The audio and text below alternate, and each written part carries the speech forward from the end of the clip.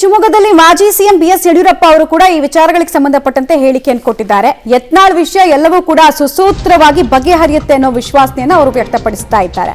ಎಲ್ಲರೂ ಒಟ್ಟಾಗಿ ಹೋಗೋದ್ರಿಂದ ಸಾಧನೆ ಮಾಡೋದಕ್ಕೆ ಸಾಧ್ಯ ಇದೆ. ಪರಸ್ಪರ ಕಚ್ಚಾಡೋದ್ರಿಂದ ಯಾರಿಗೂ ಲಾಭ ಇಲ್ಲ. ಎಲ್ಲರೂ ಕುತ್ಕೊಂಡು ಮಾತಾಡಿ ಬಗೆಹರಿಸಿಕೊಳ್ತೀವಿ.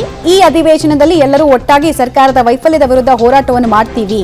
ಜೊತೆಗೆ ಕಾಂಗ್ರೆಸ್ ಸಮಾವೇಶ ವಿಚಾರದಲ್ಲೂ ಕೂಡ ಅವರು ರಿಯಾಕ್ಷನ್ ಕೊಟ್ಟಿದ್ದಾರೆ. ಅದು ಆ ಪಕ್ಷದ ಸಮಾವೇಶ, ಅವರು ಮಾಡ್ಕೊಳ್ಳಿ ಬಿಡಿ ಅಂತ ರಿಯಾಕ್ಷನ್ ಕೊಟ್ಟಿದ್ದಾರೆ. ಸೊ ಸಾಮದ ಪ್ರಯೋಗವನ್ನು ಮಾಡ್ತಾ ಇದ್ದಾರೆ. ಸಾಮ ದಂಡ ಭೇದದಲ್ಲಿ ಯಡಿಯೂರಪ್ಪ ಅವರು ನಿನ್ನೆಯಿಂದ ಮಾತಾಡ್ತಾ ಇರೋದನ್ನ ಗಮನಿಸ್ತಾ ಇದ್ದೀರಾ. ಫುಲ್ ಸಾಫ್ಟ್ ಆಗಿ ತಣ್ಣನೆಯಾಗಿ ಯತ್ನಾಳ್ ವಿಚಾರವಾಗಿ ಮಾತಾಡ್ತಾ ಇದ್ದಾರೆ. ಮತ್ತು ಪ್ರಾಬ್ಲಮ್ ಅನ್ನ ಜಟಿಲ ಮಾಡ್ಕೊಳ್ಳೋದಕ್ಕೆ ನಾನು ಇಚ್ಛಿಸಲ್ಲ, ಕಾಂಪ್ರಮೈಸ್ಗೆ ನಾವು ಮನಸ್ಸು ಮಾಡಿದ್ದೀವಿ ಅನ್ನೋ ವಿಚಾರದ ದಾರಿಯಲ್ಲಿ ಮಾತಾಡ್ದಂಗೆ ಕಾಣಿಸ್ತಾ ಇದೆ. ಒಟ್ಟಾಗಿ ಕೆಲಸ ಮಾಡಬೇಕು ಅಂತೇಳಿ ಬಸನಗೌಡ ಪಾಟೀಲ್ ಯತ್ನಾಳ್ ಉಳಿದ ವಿಷಯಗಳ ಬಗ್ಗೆ ಎಲ್ಲವೂ ಸಹ ಸುಸೂತ್ರವಾಗಿ ಬಗೆಹರಿಯುತ್ತೆ ಅನ್ನೋ ವಿಶ್ವಾಸ ನನಗಿದೆ. ಎಲ್ಲರೂ ಒಟ್ಟಾಗಿ ಒಂದಾಗಿ ಹೋದಾಗ ಮಾತ್ರ ನಾವೇನಾದರೂ ಸಾಧನೆ ಮಾಡೋಕ್ಕೆ ಸಾಧ್ಯ ಇದೆ. ಪರಸ್ಪರ ಕಚ್ಚಾಡೋದ್ರಿಂದ ಅವ್ರಿಗೆ ಆಗಲಿ ನಮಗೆ ಆಗಲಿ ಲಾಭ ಆಗೋದಿಲ್ಲ. ಸೊ ಅದರಿಂದ ಈ ಅಧಿವೇಶನದಲ್ಲಿ ಎಲ್ಲರೂ ಒಟ್ಟಾಗಿ ಈ ಸರ್ಕಾರದ ವೈಫಲ್ಯತೆ ವಿರುದ್ಧ ಹೋರಾಟ ಮಾಡೋಕ್ಕೆ ಒಟ್ಟಾಗಿ ಕೆಲಸ ಮಾಡಬೇಕು ಅಂತೇಳಿ ವಿನಂತಿಯನ್ನು ಮಾಡ್ತೇನೆ.